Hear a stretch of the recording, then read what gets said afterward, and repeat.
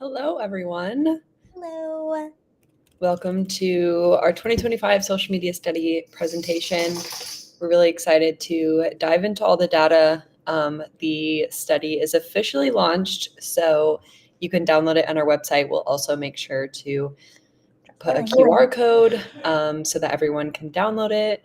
But yeah, super excited to dive into it today. This will be a little sneak peek of what you can find. And before we kind of dive into it, let us know if there's anything specifically for your strategy you're looking for, or if there's a platform you're looking to jump on.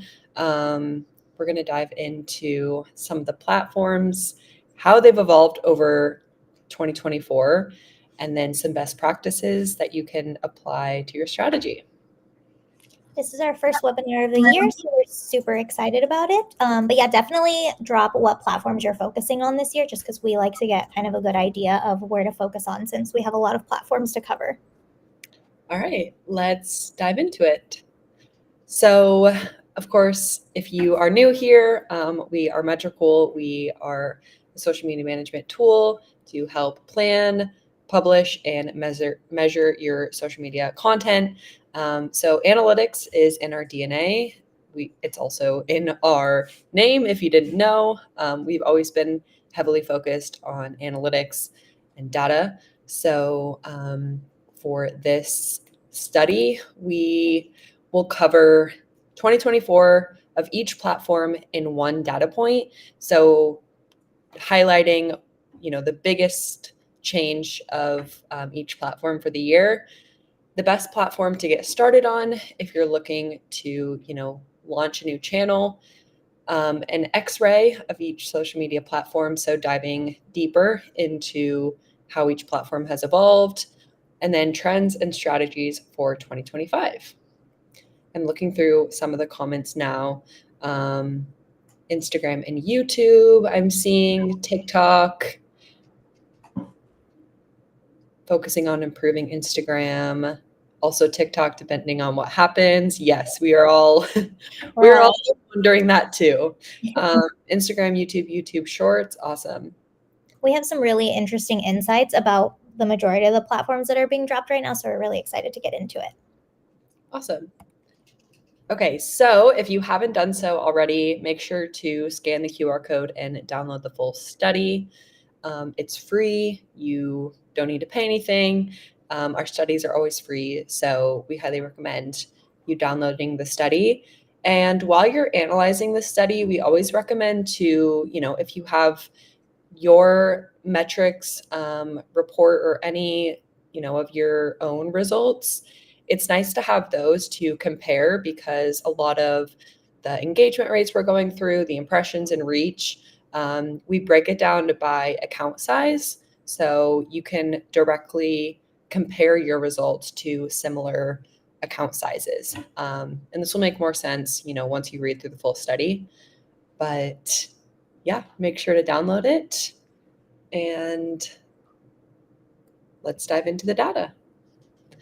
So the data set, the data that we analyzed, this is actually our largest study to date. So we analyzed over 1 million accounts and over 21 million posts. So a lot of data in this sample. And I think with this amount of data, we're able to see those larger scale pictures of what has happened throughout the year. So it's great to have this amount of data to see what has happened.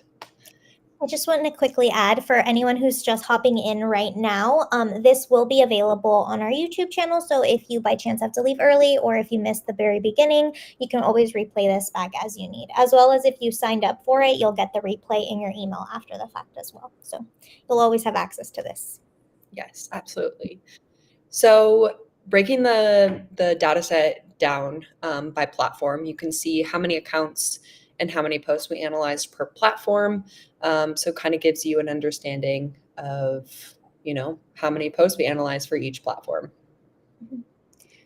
I'd also like to add, it's interesting to see. So for example, like Facebook, we had the most accounts analyzed on Facebook, but if you look at the comparison of how many accounts were analyzed versus how much people are actually posting, on the accounts, it's quite big. Like Instagram has the most amount of postings, followed by like X and TikTok. Yeah, absolutely. Okay, so this is going to break down 2024 on each platform in one data point. So obviously, this isn't the whole picture of how each platform has evolved, but just pinpointing one data point, kind of the largest, the most stark, I guess, data point that we found, kind of gives you a picture of what's happening on the platforms at a glimpse. So this chart, we're going to focus on it for a second because I know it's a lot of moving parts. So breaking it down from the top, although YouTube has been such a dominant platform, and I think 2025 it will continue, especially with the uncertainty of TikTok, but dislikes have increased by 11%. So what does this mean? Not necessarily that people are not liking as much content, but maybe the algorithm is pushing out content that is not necessarily um, as recommended, I guess, or what's the word? I think that because YouTube Shorts is kind of, ramping up in speed and people are now more familiar with it, when you're scrolling YouTube Shorts, obviously those aren't necessarily always people that you're subscribed to. So I think that really makes sense why dislikes are up, because as you're trying to build that YouTube Shorts algorithm, you are getting those posts that you maybe wouldn't necessarily watch on your own or that you would subscribe to. So I think that the higher amount of dislikes makes a lot of sense.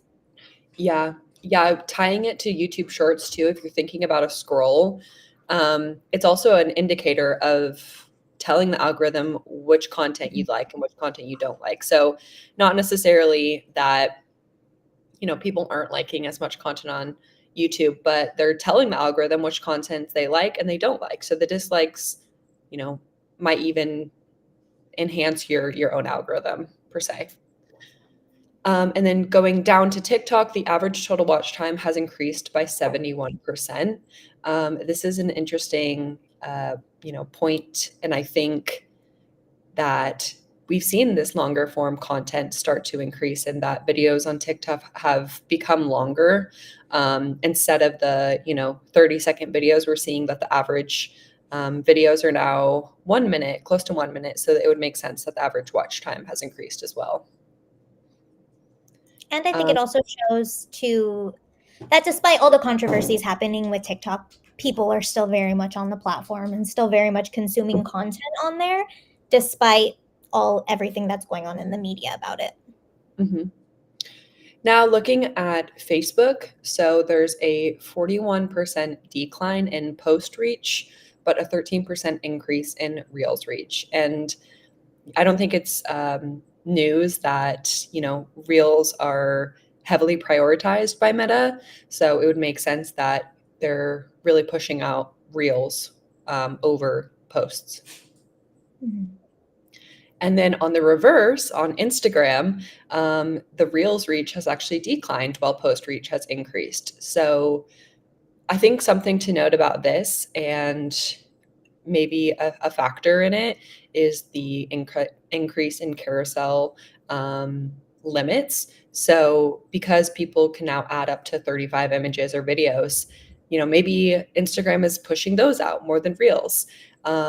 And now that Reels have become such a competitive format, maybe, it's harder for brands to reach as many people as before. Absolutely. Now, X, we know, has been a really interesting platform over the year. There's been a lot of controversy, a lot of kind of uncertainty as well, but impressions have actually increased by 50%. So, what does this mean? When you download the full study, you'll see that posting frequency for a lot of brands on X has decreased. So this might mean that there's less competition on the platform, and those brands that are still posting, might see those increased impressions because of not as many brands active. Absolutely. And Aniston did say that since this is a glimpse, when you do see the other metrics broken down per platform, it really does make sense why some of these things are up or down. They kind of all play off of each other. Yeah, absolutely. And then LinkedIn, average interactions have increased by 99%. So this is a huge figure, huge increase. And I think a lot of brands are capitalizing on LinkedIn's diverse formats. They've introduced video content on LinkedIn. And I think a lot of brands are jumping to LinkedIn to really bring that brand authority, start posting more of this, relaxed, kind of informal content that we see on other platforms. Now, Twitch, we know, is a streaming giant, but it kind of seems like a lot of streamers are moving to YouTube, maybe because subscriptions are down 88%. And then our last one is Pinterest. So clicks have increased by 55%. We know that Pinterest is a highly aesthetic platform, but now the ability to generate outbound clicks has really allowed brands to, not only use this for a platform for awareness, but for conversions or for kind of that consideration. And as Pinterest is moving towards like a more shoppable platform, it makes sense that there's so many outbound clicks as well contributing. So like maybe before when it was just like outbounds to like blog links and maybe to websites, now like people can actually shop in the platform and there's just a lot more activity going on. Mhm. All right. So 2024 at a glimpse on each network. This is Mhm. also in the study, but Yes. let's continue. So a lot of you have dropped in the chat that you're, going to be launching a platform or you're looking to grow on a platform. So what are the best platforms to get started on? And for this, we looked at growth, reach, interactions, and conversions. Now, this chart shows, and you'll find this in the actual study of how we break down these account groups. So Mhm. how we categorize them is by follower size. So the smallest account is followers less than 500. So these percentage of tiny accounts, these smaller accounts, maybe they're just starting out. Um, these are the percentage of tiny accounts that have moved up a category. So they've essentially, increased their growth over the year. We can see that Instagram stands out as kind of this platform that you could say is the easiest to grow, and following that is YouTube, and then TikTok to follow. Which I believe was the three most popular things we saw in the comments right now. So this will be super insightful if you are looking to improve on these platforms. Sorry, my dog is going crazy in the back, so need to control him. Okay, and then if you're starting from scratch, where do you have the most visibility? So when we think of visibility, we think of impressions and reach. So for this, we broke down impressions per follower. So YouTube stands out, generating 26.29 impressions per follower, which kind of towers over TikTok and Instagram Reels. It's really interesting actually because I feel like in the past YouTube has always been known it's been known as like one of the best platforms to be on for like content creation businesses, but it's always been that platform that's been hard to break into, and it's super interesting to see how like all of the metrics kind of say that people really are starting to break through. And I'm very curious if it's like the contribution of YouTube Shorts that is making it easier to grow on this platform, or if people have just like found their niche and their secret to growing. But that comparison is like so large from YouTube to TikTok and Instagram Reels. So, I mean, for those who were looking to get on YouTube, this is looking like a good sign. Yeah, definitely. Lounging with DIC, your comment of loving to hear about SEO, hashtags on Instagram, the best practices in the report, we'll touch on that a little bit. But if you do have any specific questions about SEO, feel free to drop those in the chat. And we'll have a little Q&A session at the end as well. So just to note. Okay. Now, when we, think about growing on these platforms, it's not only about impressions and reach, but then generating interactions and engagement. So we broke this down by interactions per follower. And again, YouTube, generates the most interactions, which could maybe, I think YouTube Shorts do play such a big role in this growth and these interactions. And maybe it's easier now to grow on YouTube because of the short form content. Absolutely. And I think if you can translate your following from that short form content to your long form content, where we've found that communities are typically a lot stronger for YouTubers in their long form content, I think that also really contributes to it, because there are some YouTubers that just have, communities that come back to them on a weekly basis to watch 20, 30-minute long videos. Mm-hmm. Now, talking about clicks. So we, saw that Pinterest was generating clicks, but also LinkedIn and Facebook are generating a ton of clicks, actually.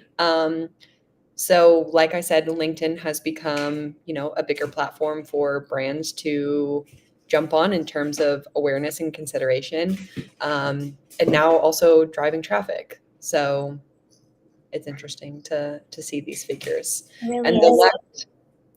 the left side is for accounts with less than 2,000 followers, and then accounts between 2,000 and 5,000. 50,000. Oh, sorry, 50,000. But yeah, so if you are someone who posts regularly, like especially to like LinkedIn or Facebook, and you do have links to, to share, this is a good indication that maybe if your focus has been on Instagram or you're leading people to the link in bio, maybe, you should be shifting that focus to like platforms that provide that click a lot easier to reach the audience that you want to get to that external link. Okay, now we're going to look at the ideal business funnel. So when we think of this, we break it down into 3 sections: the top of the funnel, middle of the funnel, and bottom of the funnel. So the top is where you're mostly looking to generate this awareness, to, maximize reach and increase visibility. And then when you move down the funnel, you want to create more of these connections, generate audience engagement, and then the final is to convert. So this is a lot of information in this chart, but breaking it down, you can see the impressions per follower, the interactions per follower, and then the clicks per post. So kind of looks like, there's a few different takeaways from here. If you're looking to really generate visibility, then YouTube, TikTok, LinkedIn and Instagram can be great platforms for that. But then as you move down, you can still use these platforms, but tweaking your content to optimize for these different parts of the funnel. And, if we're looking at engagement, and the study will report this as well, but LinkedIn's engagement has skyrocketed. I mean, almost 15% for an average is massive. And interestingly, too, we can see Facebook has a 7% engagement rate, which is also positive. But I think LinkedIn's engagement is super powerful to note. Yes. And I think if you are on multiple platforms, I would consider, what metrics are working better on each platform to try to, create your strategy so that you can hit those impressions, you can really nurture those interactions and your conversions. All right. So again, you can check out all of our studies on this page by scanning this QR code. We launch reports monthly and yearly. So this is our third annual social media report that covers over 8 channels. But if you want a kind of deeper dive into each platform, we have those as well. We have some exciting reports coming out in the new year as well. Okay, now this is just going to be a little appetizer of what you can find. So an X-ray of the social media platforms in 2024. So within the report, you'll find that we break down each platform in detail. For this, we're just going to give you a little sneak peek so that you can kind of see what you can find, some of the metrics you can find. So when we're looking at TikTok, we found that impressions have grown over the year, and comparing it to Instagram, you can see that, it almost doubles. And then looking at the views from 2023 to 2024, they have also increased by 26%. So it's just interesting to see, how many more people, how many more brands are jumping on this. Yeah. And it's also going back to what we were talking about earlier, that despite everything that is going on with TikTok, like people are still very much on the platform. Like even if you're comparing it to Instagram, like that, those impressions are quite a much bigger, like it's a very big discrepancy between your Instagram impressions and your TikTok impressions. So, I mean, even if you still are on TikTok, like people are still on there and your content can still be used to be reached. Even if you're trying to drive people to your other platforms, like TikTok is still valuable in that sense. Okay, and then diving into it a little bit more. So we looked at the impressions, we looked at the views. Now looking at reach, reach has also increased by over 70%. So another, massive figure for talking about when we were talking about the top of the funnel content, and we talked about how, you can really use TikTok for this. This is just another indication of how much reach has grown over the year. So that's just a little sneak peek of what you can find. Now we're going to go into some of the best practices, so trends, strategies, and examples that you can use and add in to your strategy for 2025.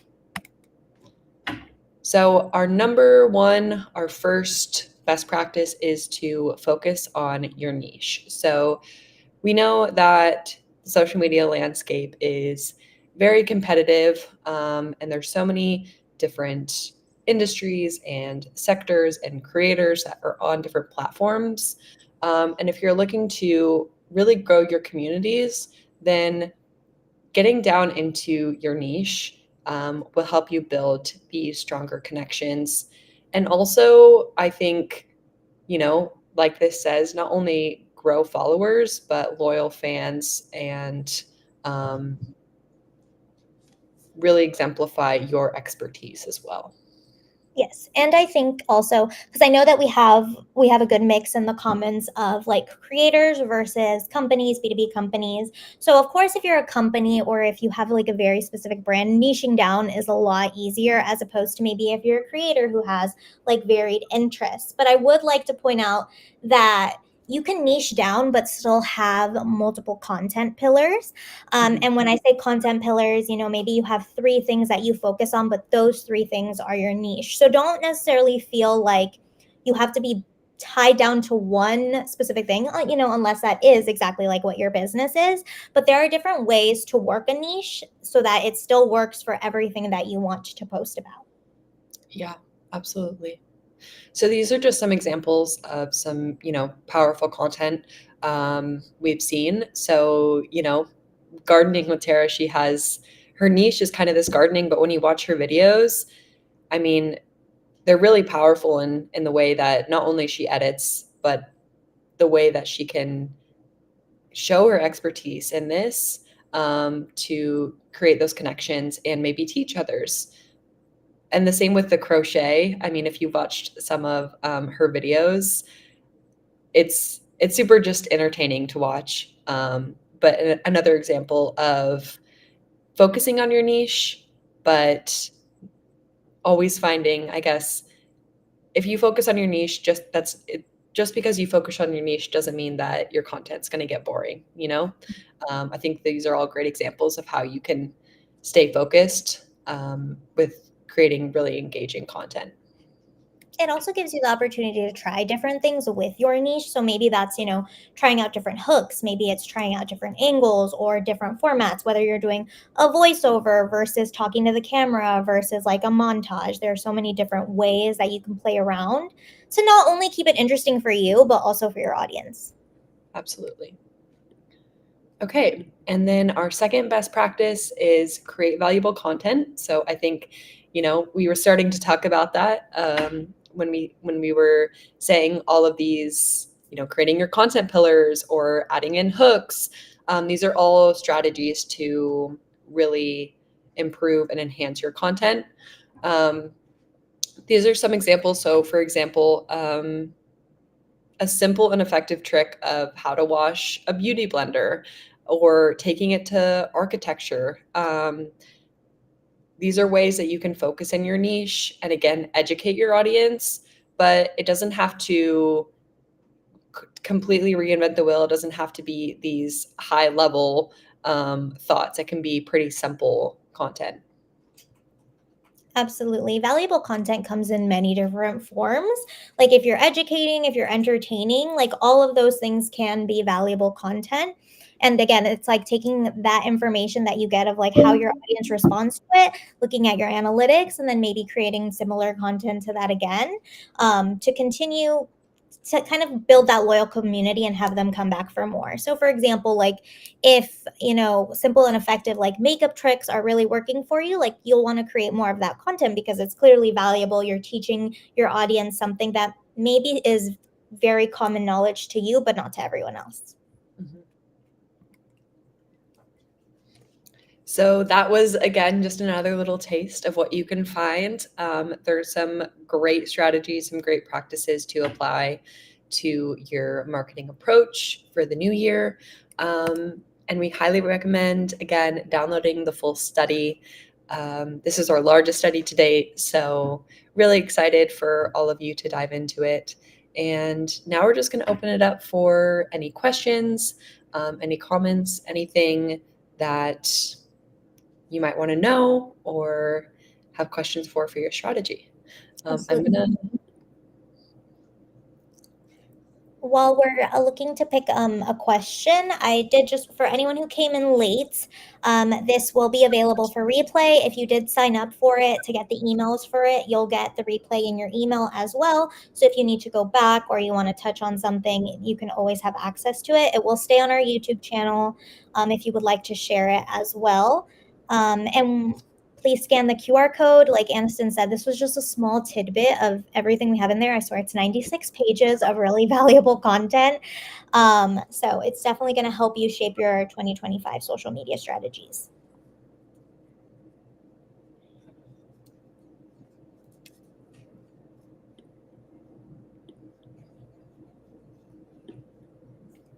Okay. Let's do some questions. I'm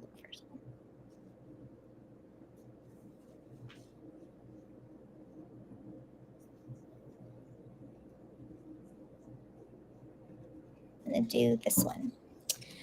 I would love to hear about SEO hashtags on Instagram. I'm trying to grow in followers and reach on Instagram. Aniston, do you want to start with this one? Yeah, absolutely. So we, know that SEO is a very important strategy on all platforms, and hashtags are a part of this. So hashtags are very much work as keywords. So in Metricool, we have a really cool feature where you can see the hashtags that are performing best for your account. So if you go into Metricool's analytics for Instagram, you can see which hashtags bring in the most impressions to understand, how your content ranks for these specific keywords. So that's one way to look at it. We also, recommend going into the platforms themselves and typing in a few keywords that summarize or explain or, define kind of what your your brand or your brand is posting about, and seeing which brands and which content ranks among the first results. That kind of indicates that content has resonated really well with the audience, and they have some powerful strategies. So I would dive into that. Those are two kind of easy ways to look at SEO on Instagram. Obviously, there's also SEO tools and keyword tools that you can dive deeper into the analytics on keywords. But those are kind of two places I would start. Yes. And just to go off of that, if we want to tie SEO into, your video content, because SEO is pretty much everywhere. Definitely, keyword captions, put in those keywords, put them in your hashtags, put them in the text on your video, put them in your closed captioning. All of that is going to help get your content in front of the right people, the people that you want to see, that need your product or need your business, or, that need your expertise in something. Definitely keep in mind that SEO should be a part of all parts of, your video content when you're posting it. Absolutely.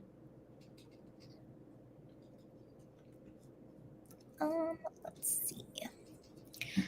I was late, and maybe this was mentioned before. What is the sample size for these stats and demographics? Maybe we should go back to that slide. Yeah.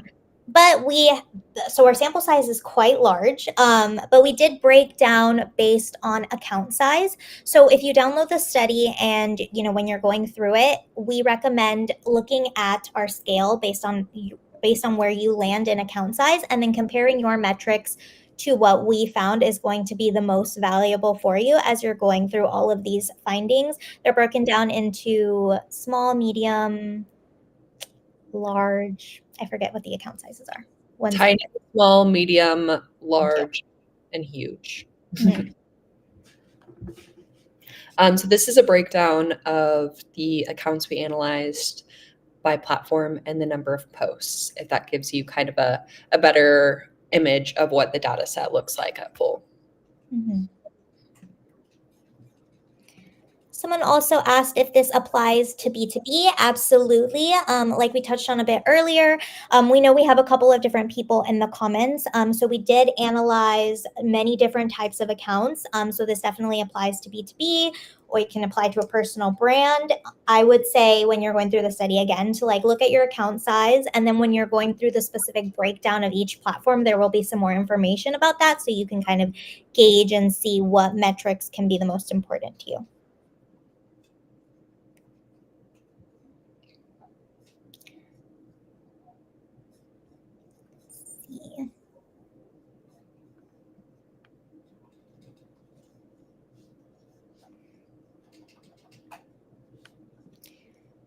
There's this one. What are the different ways to manage the niche that I mentioned? So think of, when you're thinking of your brand, right? Think of who you're trying to target and what exactly encompasses your niche. So for example, we're a social media management platform, but we don't necessarily just post about our tool, right? Like Metricool is indeed our niche, but we also post tips for social media managers. We post updates. So when we're thinking about our content pillars, we're posting about features on Metricool.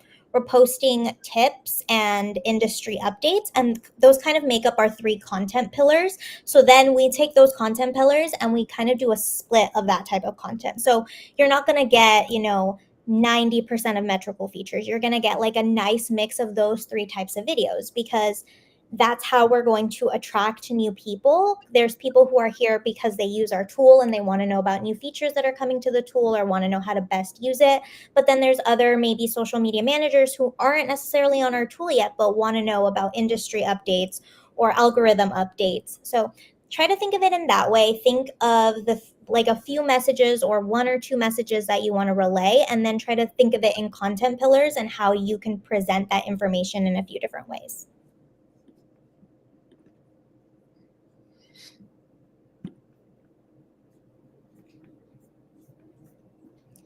Seeing a lot of questions about hashtags. I think someone asked if they worked earlier, and then this is the one that I put up on the screen. But yes, hashtags still do work. I definitely think that maybe they don't have as much emphasis as they did before, but they are still definitely like an integral part of the SEO strategy, like Aniston was mentioning earlier.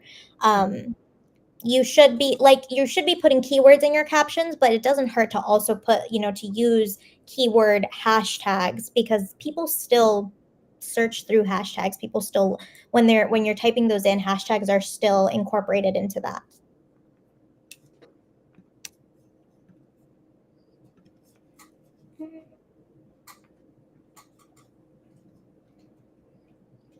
So I see this question of how are you getting LinkedIn data on clicks? I thought you couldn't get this data. So this data is actually available within Metricool.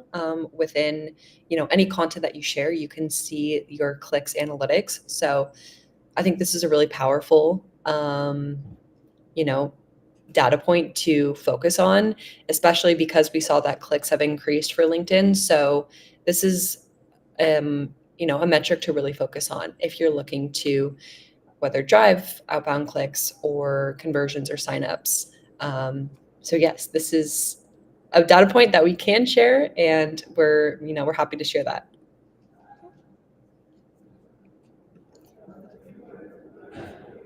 I see this one, which is about the best hours to publish. Absolutely, we have it's not going away. It's going to be available on our platform. We have it for many of the platforms: Instagram, TikTok, LinkedIn, YouTube. So you can rest assured that you can still continue to use that when you're scheduling out your content. And for anyone who isn't aware of what she's talking about, on Metricool, we have a best times to post feature. So we basically take your data and we find when your followers are most active, and then we display that on the planner in kind of like a gradient. You can also toggle on the percentage, so you can see where you want to drag and drop your content so that you're getting the most out of your posting, so your account, so your following can see it. So this is an interesting question. What is your take on other platforms for video content like Vimeo? Is there a reason it wasn't in this study? So for our studies, we take our data from our backend of Metricool. So if you have seen our connected channels, we have basically all of the major platforms. So Facebook, Instagram, TikTok, YouTube. So one of the reasons Vimeo isn't in this study is it's not available in Metricool. And I also think, it hasn't reached that level of these kind of social media giants per se as Facebook, Instagram, TikTok. So it's just one of the reasons why it's not included in this study. But yeah.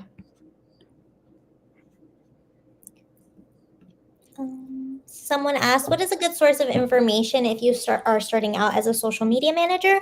There are so many different places that you can get resources. I'm going to start with Metricool since since we have a lot of resources on our blog. We can drop a link in the comments to our blog, but we publish articles daily on there of tricks, how to use Metricool, how to do different things on different social platforms. That's a great place to start.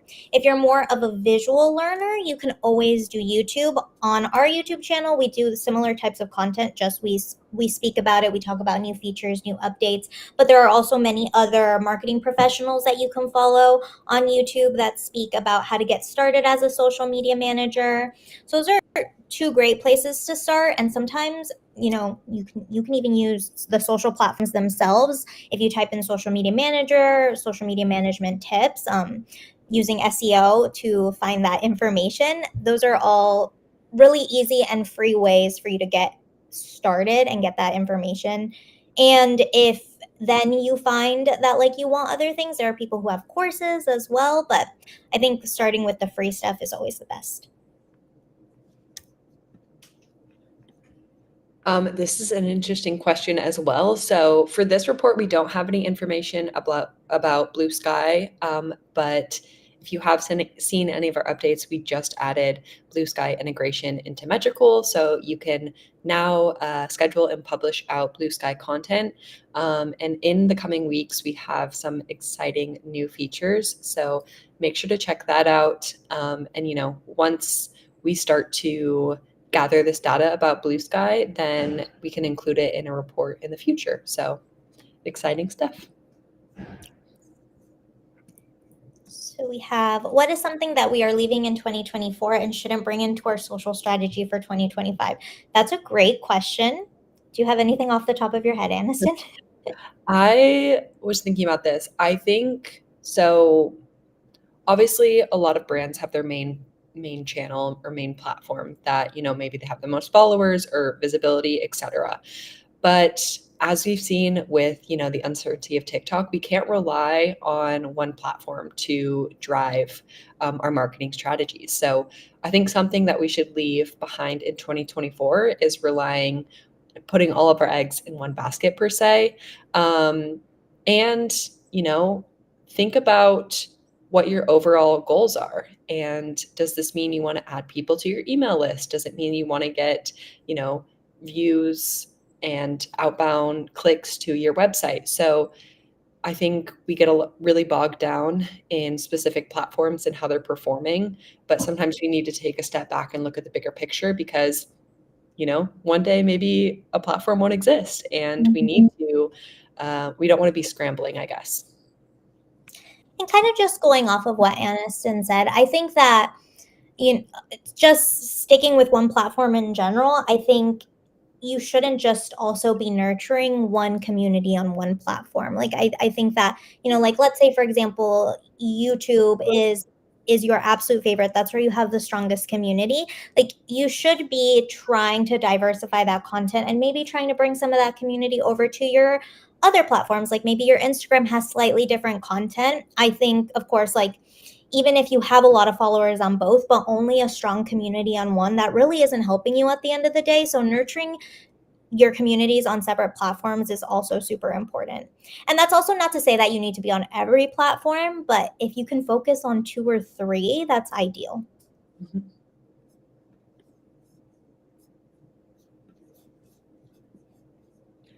Thank you guys for dropping all of your questions and your engagement in this.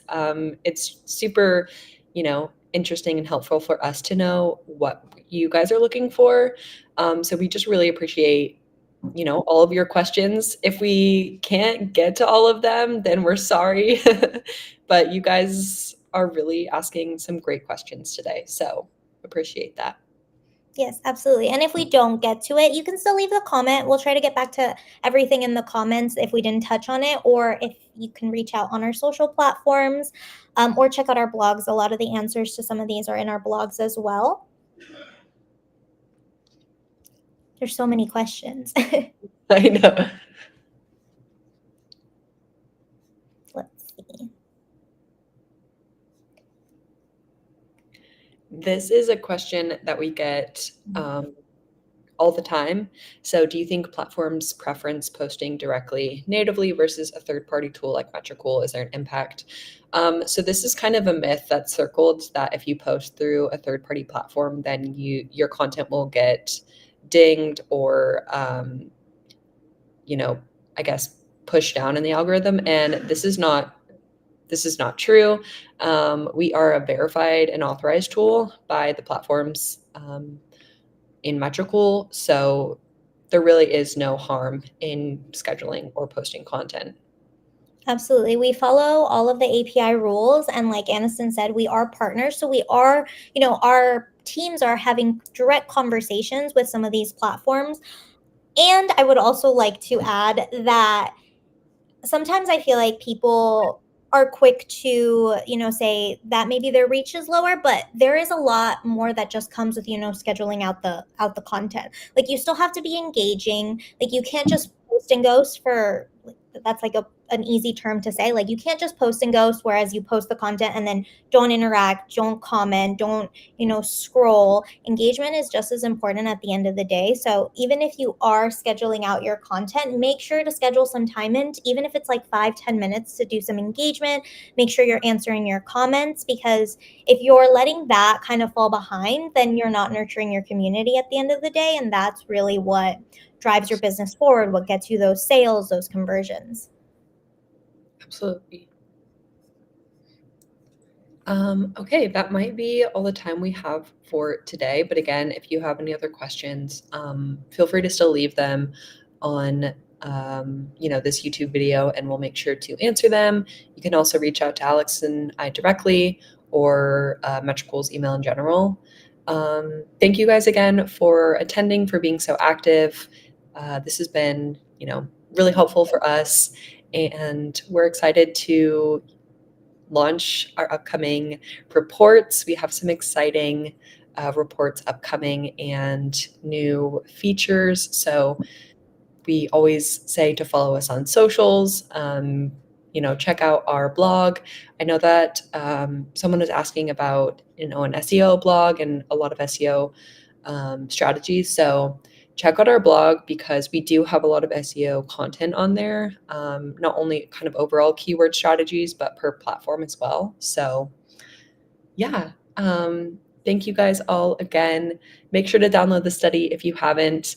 And before we go, because you guys have all stayed here till the end, we have a little code for you. So you can use code STUDY25 to try any Metricool premium plan, 30 days for free. So Metricool offers a completely free platform, and we also have some paid plans for advanced features for managing multiple clients.